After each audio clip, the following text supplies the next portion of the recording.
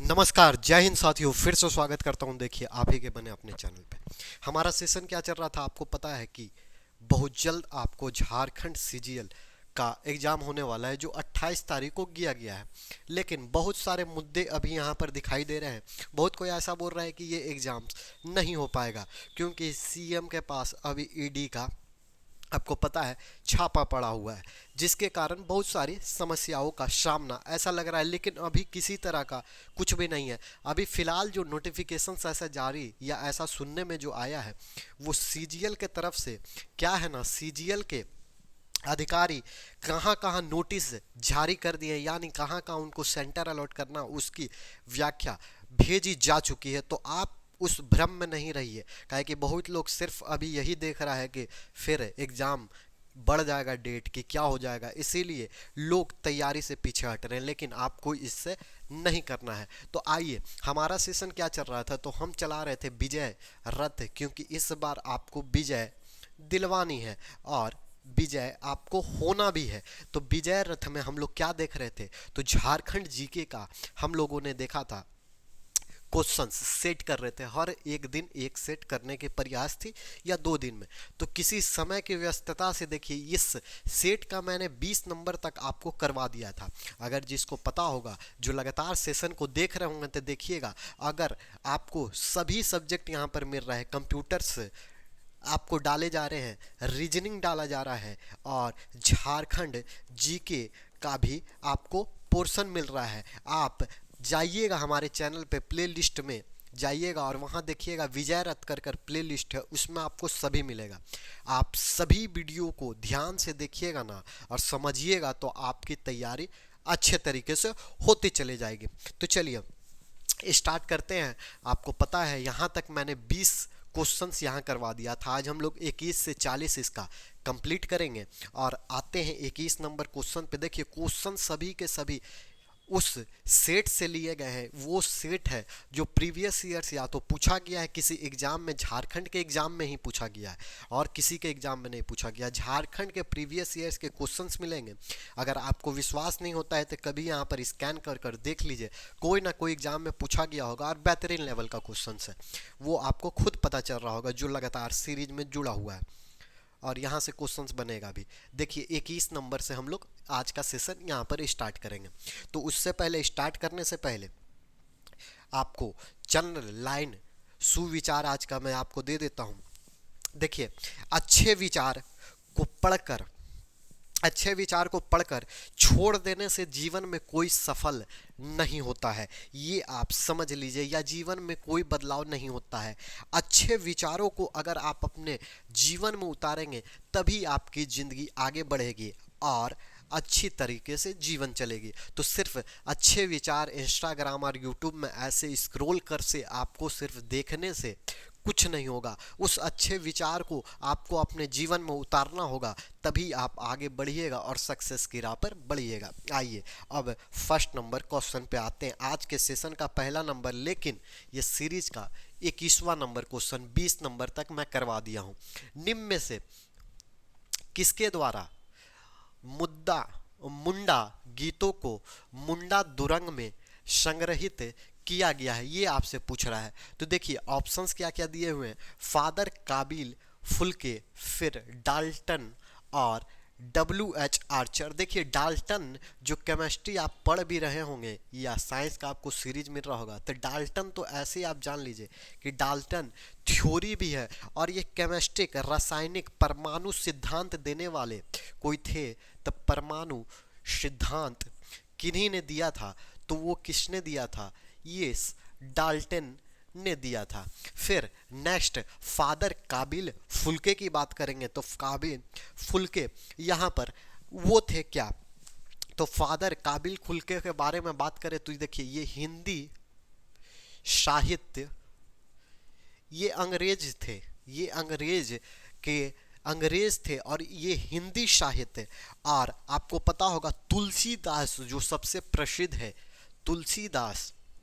तुलसीदास में इन्होंने शोध किया था, शोध किया था, इसीलिए इनका नाम प्रसिद्ध रखा जाता है। ऐसे भी अगर इनकी थोड़ी सी चर्चा कर ले तो इनको पद्म भूषण भी मिला हुआ है, ये भी आप ध्यान रखिएगा, कभी कभी आपसे पूछ सकता है।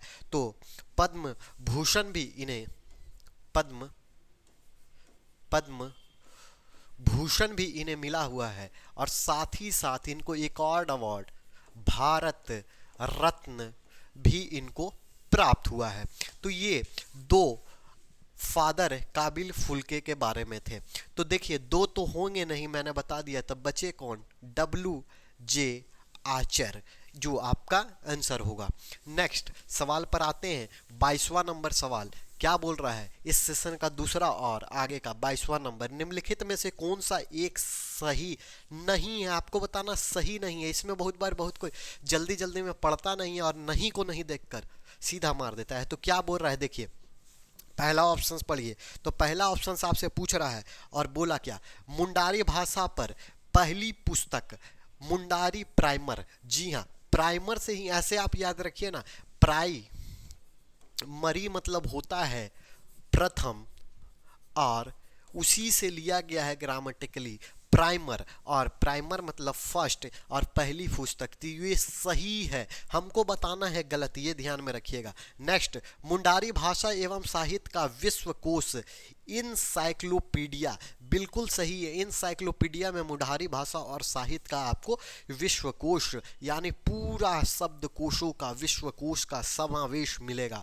फिर तीसरा, मुंडारी भाषा का प्रथम व्याकरण मुंडारी ग्रामर, और ग्रामर से ही आपको याद रखिए, देखिए हिंदी में, इंग्लिश में हम लोग ग्रामर बोलते हैं और हिंदी में इसी को व्याकरण बोलते हैं, और मुंडारी यही तो व्याकरण की बात कर रहा है और मुंडारी इसको ग्रामर बोल दिया। अगर हिंदी रहता है तो कैसे बोलते हैं? हिंदी व्याकरण, हिंदी ग्रामर, तो इसी का, तो ये भी सही है।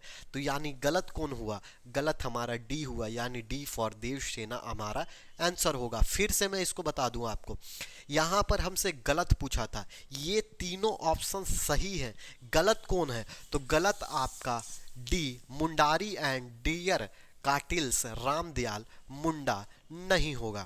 फिर नेक्स्ट सवाल पर आ जाइए। नेक्स्ट सवाल 23वां नंबर क्या बोल रहा है? 23वां नंबर, तो 23वां नंबर को आप देखिए, बोल रहा है कर्मा गीत के संदर्भ में निम्नलिखित कथनों पर विचार कीजिए। कर्मा गीत, आपको पता होगा कर्मा गीत कब होता है? तो आपको पता होगा कर्मा गीत, कर्मा पर्व झारखंड का ये पर्व, और मैंने एक सेशंस आपको करवाया था पर्व रिलेटेड, अगर नहीं देखे हैं तो जाइए और जाकर अभी वीडियो को जाकर प्लेलिस्ट से देखिए, उसमें लिखा हुआ है झारखंड के महत्वपूर्ण पर्व, और मैंने उसमें पर्व करवाया था जिसमें कर्मा के पर्व के बारे में पूरा डिटेल में बताया था। क्या होता है कर्मा पर्व? कर्मा पर्व पूरी तरह से बताया था। आपको पता है इस पर्व में, तो भी मैं बता देता हूं, चलिए थोड़ा सा, कर्म देव की पूजा होती है, और कर्म देव यानी आप क्या बोलते हैं? करम गोसाई की पूजा। करम गोसाई, जी हाँ, करम गोसाई की पूजा होती है इसमें। अब कहानी क्या है? ये पर्व कब मनाया जाता है? तो ये पर्व देखिए भादों के, मैंने बताया था भादों के शुक्ल एकादशी को मनाया जाता है। एकादशी के दिन, भादों के शुक्ल एकादशी के दिन इस पर्व को मनाया जाता है। फिर इस कर्मा पर्व में क्या खासियत है, किसकी पूजा होती है? तो ये कहानी थी, आपको पता होगा, मैंने बताया था कर्मा, या आपने कहीं पढ़ा भी होगा तो अच्छी बात होगी। कर्मा व धर्मा दो लोगों की ये कहानी है, और ये पर्व क्यों मनाया जाता है? जिस तरह हम लोग रक्षाबंधन का पर्व मनाते हैं हम लोग, उसी तरह ये पर्व मनाया जाता है। बहन अपने भाइयों की सलामती के लिए ये पर्व मनाती है। तो देखिए ऑप्शन सब यहाँ पर पढ़ लेते हैं, इसकी जानकारी अगर हम लोग जान ही लें। सरहुल की समाप्ति से ही कर्मा गीतों का प्रारंभ होता है, तो बिल्कुल सही बात है, उसी दिन से कर्मा पर्व स्टार्ट हो जाता है, प्रारंभ हो जाती है। नेक्स्ट, भादों के शुक्ल एकादशी, तो मैंने तो अभी बोला भादों के शुक्ल एकादशी के कर्मा पर्व मनाया जाता है, तो ये भी सही है।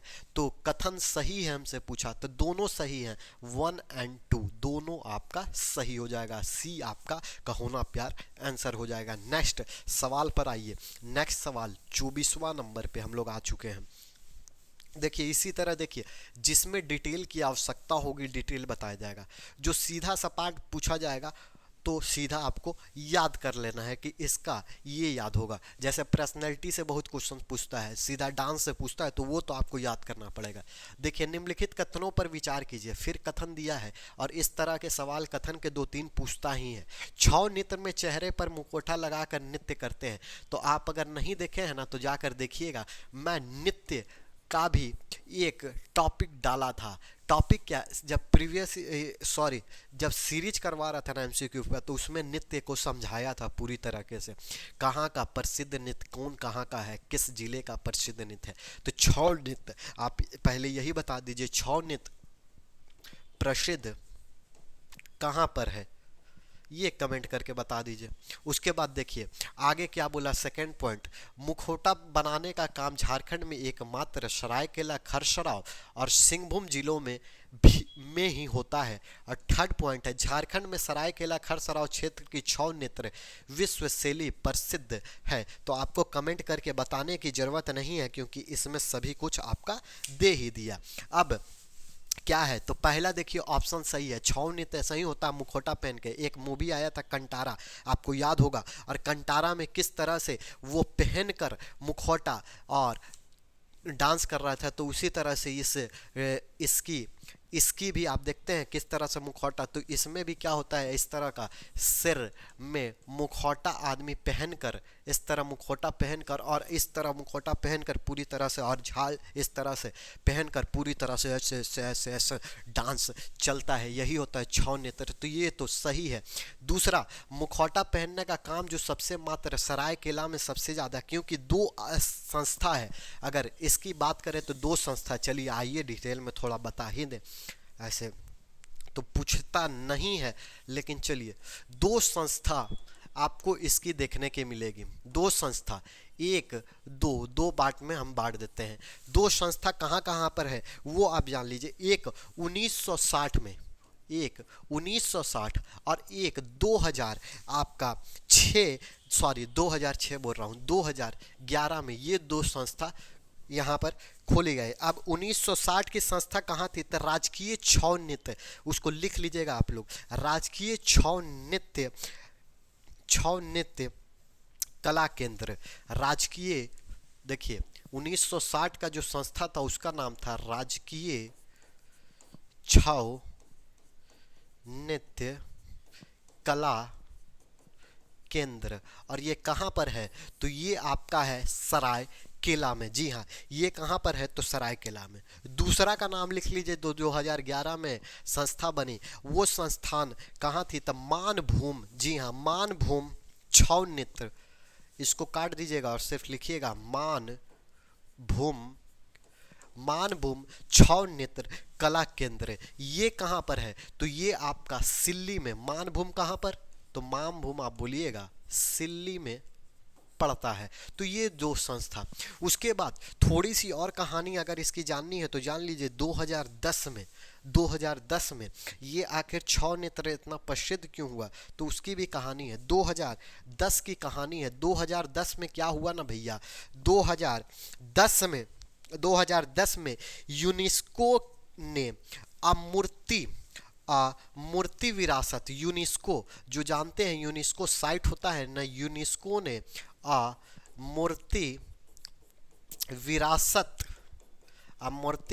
विरासत में इसको क्या किया था, सूची में शामिल किया था। जी हाँ, मूर्ति विरासत की सूची में शामिल करने वाला जो था ना, छौ नृत्य शामिल हुआ था। इसीलिए और महत्वपूर्ण बन जाता है, यूनेस्को साइट के मूर्ति विरासत की इसमें शामिल हुआ था। और आपको पता है 1938 सरायकेला के राजा कौन थे, वो आप कमेंट करके बता दीजिएगा। यानी अगर इस तीनों की बात करें ना, तो ये तीनों के तीनों अपने आप में सही है। यानी ऑप्शन 1 2 3 सभी के सभी सही है। थोड़ा सा अब आगे देखिए, नेक्स्ट क्वेश्चंस क्या बोल रहा है उस पर आते हैं। 25 नंबर बोला है, निम्नलिखित में से किस वाद्य यंत्र का निर्माण नारियल के खोल को आधा काटकर उसके ऊपर गौ का चमड़ा मढ़कर किया जाता है। तो मैंने एक वाद्य यंत्र का सेशन आपको बताया था, इसका थोड़ा सा आप कमेंट करके बताइएगा। थोड़ा सा एक कॉल मैं कर लेता हूं और इसका कमेंट करके बताइएगा।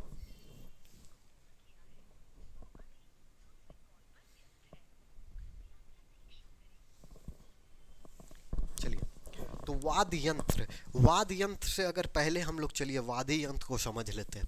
वाद्य यंत्र से क्वेश्चंस, कला से आपसा क्वेश्चंस पूछा जाता है। तो वाद्य यंत्र से दो तीन क्वेश्चंस पूछेगा, यानी कला के सेक्टर से। तो वाद्य यंत्र की अगर बात की जाए तो वाद्य यंत्र को हम तीन भागों में बांटने का काम करते हैं, और आपको मैंने बताया भी था तीन भागों में बांटने का काम करते हैं। अब कौन कौन सा वो आप जान लीजिए। पहला जो होता है वो होता है तंतुवाद। जी हाँ, पहला तंतुवाद, दूसरा सुशीरवाद, और तीसरा जो होता है वो मैं आपको बता दूं, अवनद वाद। अब क्या होता है थोड़ा सा मैं बता दूं। हेलो हेलो हेलो, लोड भैया, खुला है कि बंद है?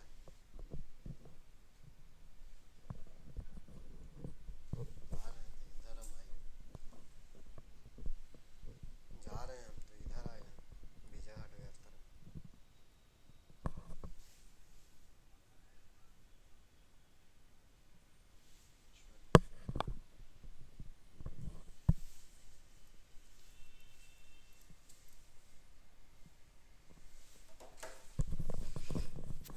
तो देखिए मैंने बताया तंतुवाद, सुशीरवाद और अवनदवाद की बात हो रही थी। तो देखिए तंतुवाद की अगर बात की जाए तो तंतुवाद क्या होता है, सुशीरवाद क्या होता है, और अवनदवाद क्या होता है। तो तंतुवाद वो वाद मैंने बताया भी था आपको, जो रेशम की डोर, आप देखते होंगे बहुत सारे ऐसे वाद बने रहते हैं, इस तरह से वाद बने हैं। इस लकड़ी के ऊपर रेशम के डोर लगाए जाते हैं। जी हाँ, रेशम के डोर लगाए जाते हैं, और रेशम के डोर को जब ऐसे ऐसे हिलाइएगा उससे जो कंपन होकर ध्वनि निकलती है उसको हम लोग बोलते हैं तंतुवाद। फिर आपको देखिए सुशीरवाद क्या होता है। सुशीरवाद जिसको आप फूंक कर ध्वनि निकालते हैं, फूंक कर कंपन करते हैं ध्वनि, तो उसको हम लोग बोलते हैं सुशीरवाद। और अवनदवाद वो होता है जिसको पीट कर, सीधा सा पीट कर। तो देखिए ना, ऐसे आपको मैंने बताया था और ऐसे किया था तो आपको खुद पता चल गया था कि कहानी क्या होगी।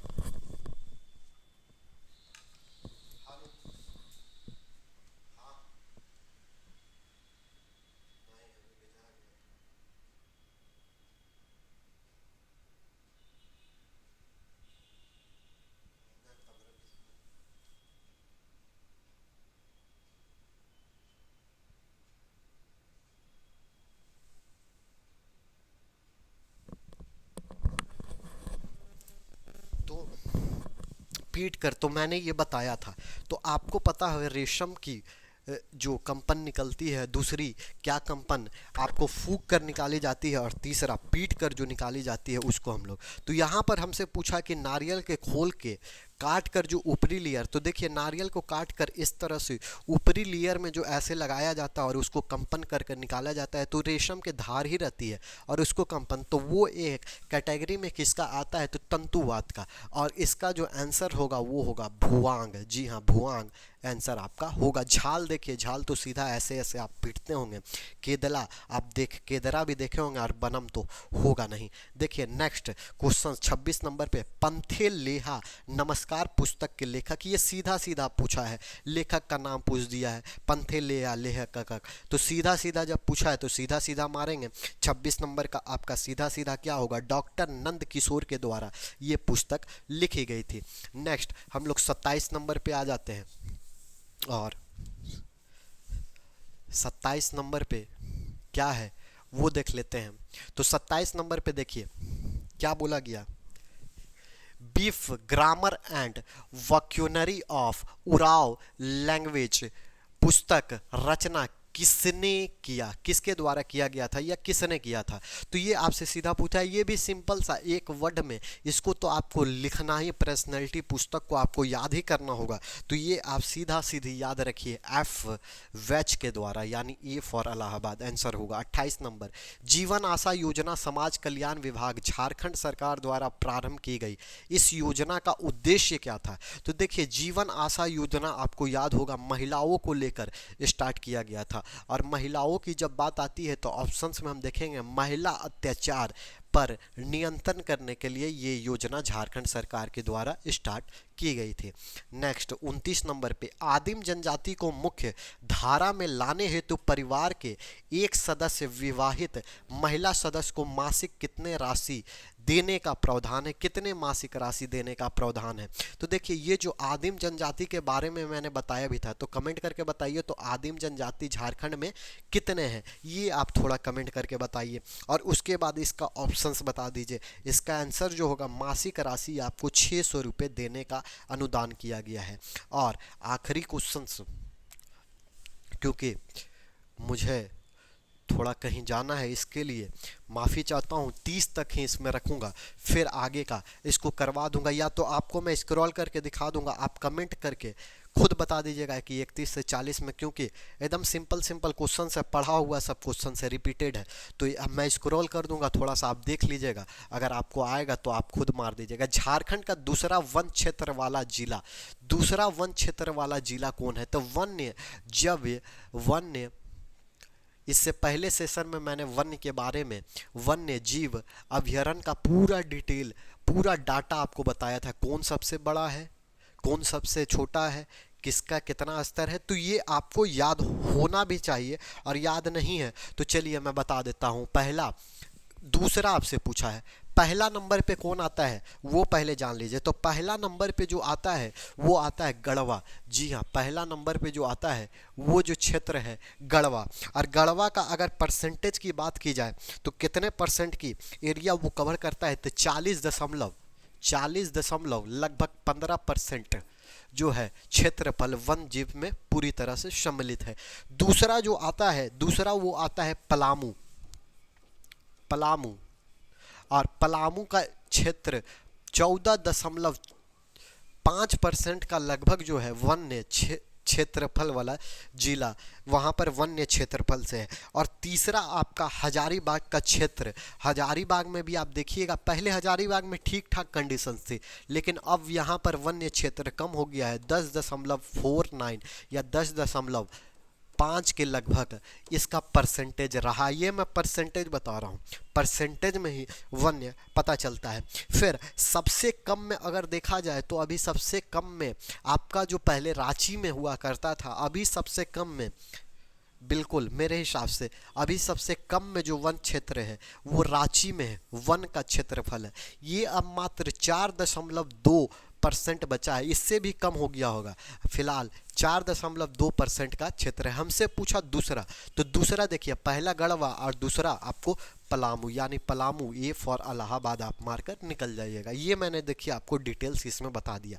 आपको याद रखना है पहला, दूसरा, तीसरा और लास्ट का पूछता है। कभी भी आपसे फर्स्ट 3 या लास्ट पूछेगा तो पहला आप याद रखिएगा गढ़वा का क्षेत्र। ऐसे डाटा इसको देखते रहिएगा, ये परिवर्तन भी होते रहता है। जैसे इसका डाटा 4.2 है तो शायद और घटा होगा। हजारीबाग का भी क्षेत्र आप देख रहे हैं वन्य कटते चले जा रहे हैं, घर बनते चले जा रहे हैं, तो इसका भी कहीं ना कहीं थोड़ा बहुत गिरावट आई होगी। तो ये डाटा थोड़ा सा आप लोग अपने स्तर से देखते भी रहिएगा, क्योंकि डाटा रिलेटेड क्वेश्चंस 2-3 को पूछता ही है। बाकी आपको मैं स्क्रॉल करके दिखा देता हूँ और मिलूंगा किसी और नेक्स्ट सेशन में इसी बेहतरीन सेशंस के साथ। और तक तक मैं दिखा देता हूँ, इसी तरह से आप देखिए पढ़ाई करते रहिए। देखिए असहयोग आंदोलन से क्वेश्चंस पूछा गया है, 33 नंबर क्वेश्चंस, आराम से देखिए, कोई जल्दीबाजी नहीं है। आपको मैं दिखा दे रहा हूँ 34 नंबर निजाम अली का संबंध, एक लाइन का क्वेश्चन देखिए। अधिक कोल माइंस सभी को पता होगा कौन, हाँ, भारत में सबसे ज़्यादा कोल माइंस कहाँ है। देखिए झारखंड महादेव मैं करवा भी दूंगा, क्यों कभी आऊँगा तुरंत बता भी दूंगा। अगर आपसे नहीं होगा तो कमेंट कीजिएगा, मैं इसको करवा दूंगा। फिलहाल आप इस क्वेश्चन को देख लीजिए। खदानों का शहर आपसे पूछा गया है, खदानों का शहर आपसे पूछा गया है कहाँ है, तो चलिए ये भी बता दीजिएगा। और आखिरी क्वेश्चन, नए विधानसभा का उद्घाटन किसने किया।